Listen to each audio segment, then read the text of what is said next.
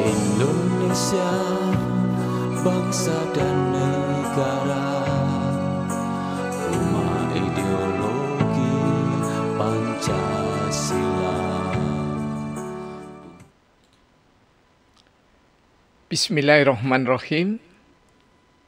Pemirsa tercinta yang dirahmati Allah Tuhan Yang Maha Esa, bersua kembali di monolog sederhana, berpikir untuk kian melembut, cerdas, dewasakan hati nurani, berdasar kitab suci agama kepercayaan yang kita yakini, dan upaya optimal juga mewujudkan proses nilai Pancasila dalam sehari-hari.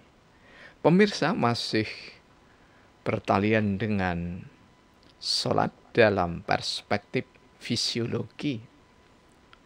Semoga kita tidak jenuh belajar sholat, terus belajar, karena satu-satunya materi yang tidak pernah akan habis dikaji sampai dengan yaumul akhir, hari kiamat, adalah sholat. Kali ini mari kita ralat dulu sebentar bahwa yang saya sampaikan di nomor kemarin adalah surah ke-26 Asy-Syu'ara ayat 217. Dan kali ini kita meneruskan ayat yang ke-18, yakni allazi yaroha hina taqum. Jadi mohon maaf kalau tajwid makhrajul hurufnya seperti masih belajar, karena memang belajar ya. Kami lebih mengutamakan, tentu saja tidak bermaksud untuk melalaikan apalagi menisbikan materi tajwid dan makhrajul huruf ya. Tetapi jika kita terus-menerus sebagai ilmuwan sosial hanya belajar di situ, maka analisis dan pengembangan tentang pola pemahaman kita sebagai akademisi, sebagai ilmuwan ataupun cendekiawan akan tertinggal. Tentu yang dimaksud ketertinggalan adalah kita tidak akan bisa mencapai hal-hal yang inovatif untuk kita sajikan pada diri kita dan sesama. Karena kalau kami menyampaikan tentu saja bukan merasa yang terbaik apalagi terbenar, namun berbagi adalah cara kita mengingatkan pada diri sendiri. Kalau kita coba mengingat, memperhatikan, menganalisis dengan sesama, apa yang terlontar dari mulut kita, dari lisan kita, maka yang paling dekat dan paling pertama mendengarkan, apalagi monolog sendirian seperti ini, dalam makna tidak ada teman lagi kecuali malaikat-malaikat Allah, saudara-saudara kita, jin muslim yang turut serta untuk mengawal dengan doa. Coba kita ukur. Tidak ada satu kilan dari lisan kita ke telinga kita. Maknanya begitu dekatnya kita mengingatkan diri kita masing-masing. Sehingga core-nya ridho Allah dan menyadarkan diri kita. Makanya dialog imajinatif sendiri bersama Allah melalui malaikat-malaikatnya adalah keniscayaan dalam setiap hari, setiap saat. Allah melihat ketika kalian berdiri. Allazi yaraka hina taqum. Koma di sini, kum di sini berasal dari koma. Kalau kita belajar bahasa Arab, koma, yakumu, dan seterusnya, sampai dengan sekitar 114 kata jadian di dalam koma itu sendiri termasuk kunut. Jadi kum di sini berfungsi untuk menjelaskan sholat. Jadi makna dari berdiri di sini adalah sholat. Jadi kami menulis ada sekitar insya Allah lebih dari 30 kata koma berdiri dengan makna yang demikian beragam. Dan kita berdiri kali ini adalah untuk meraih kesehatan jiwa raga, khususnya raga karena kita masih berbicara raga. Namun kita juga harus menyadari bahwa manusia itu adalah diciptakan oleh Allah di samping kesempurnaannya. Justru kesempurnaannya itu, dan manusia itu adalah makhluk yang paling banyak membantah, paling banyak mendebat, paling banyak mengajak berdebat. Sehingga di dalam kosakata keseharian yang paling sering kita dengar adalah lawan bicara kita siapa.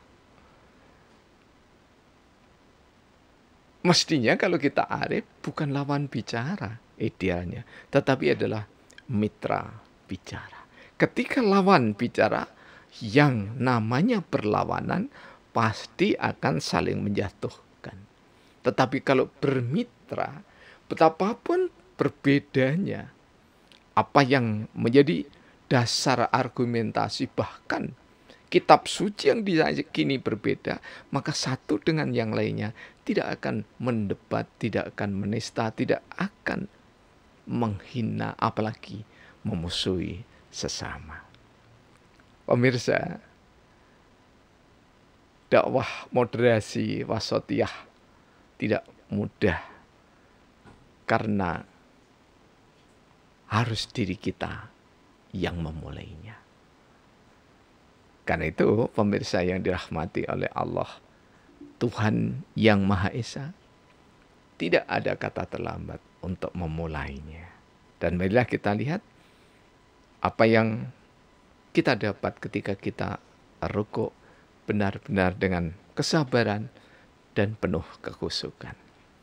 Yakni yang ke-21, menolong kita ketika berangkat ke peraduan. Jadi tidur malam kita akan lebih nyenyak karena terjadi relaksasi yang demikian hebat, didasarkan pada keimanan, pada keislaman, pada keihsanan. Beriman dari kolbu ke lisan, kemudian pada perbuatan, hingga mampu menyelamatkan diri, orang lain, dan lingkungan. Ihsan meyakini apa yang kita lakukan, salat yang kita tegakkan, benar-benar dilihat oleh Allah Subhanahu wa ta'ala. Sadar tersadar bahwa diri kita tidak pernah sendirian, senantiasa dibersamai Allah. Maka totalitas penghambaan kita kepada Allah benar-benar tulus. Yang ke-22, bila berdiri menegakkan sholat itu dikombinasikan dengan makanan dan minuman yang baik sebagai penunjang kesehatan raga kita, maka insya Allah kita akan terhindar dari hipertensi, hipotensi, diabetes, osteoporosis, kanker, dan bentuk-bentuk keturunan lain dari penyakit-penyakit kronis yang berat. Kemudian yang ke-23, memberikan keseimbangan terhadap raga kita. Artinya, insya Allah kita tidak akan terkena Alzheimer atau turunnya daya ingat, dan kita akan terhindar juga insya Allah dari ketidakseimbangan antara pikir kolbu, pikir otak, dan kegiatan anggota badan kita. Yang ke-24 adalah mengurangi atau lebih tepatnya menyeimbangkan, tentu saja dengan pola makan, minum, dan tidur yang bagus, LDL dan HDL. Sehingga tekanan darah kita insya Allah akan senantiasa dalam ambang normal. Dan yang terakhir untuk sajian kali ini, insya Allah bersambung, akan menolong hati nurani atau penggalih termasuk di dalamnya otak, sehingga mampu berpikir secara optimal. Inilah 5 hal yang kita dapatkan. Jadi tinggal 5 hal lagi di antara 30 yang kita dapatkan di dalam sholat yang disertai keimanan, keislaman, keihsanan, dan ilmu pengetahuan. Karena itu sholat secara hikmatologis berdasarkan imanial memiliki kemampuan semangat spiritual, mengembangkan intelektual, menumbuh kembangkan moral, mental, dan peduli secara sosial, serta tanggap terhadap lingkungan atau environmental. Terima kasih kunjungannya, dukungannya, sarannya. Semoga kita senantiasa sehat walafiat. Alhamdulillahirabbil alamin.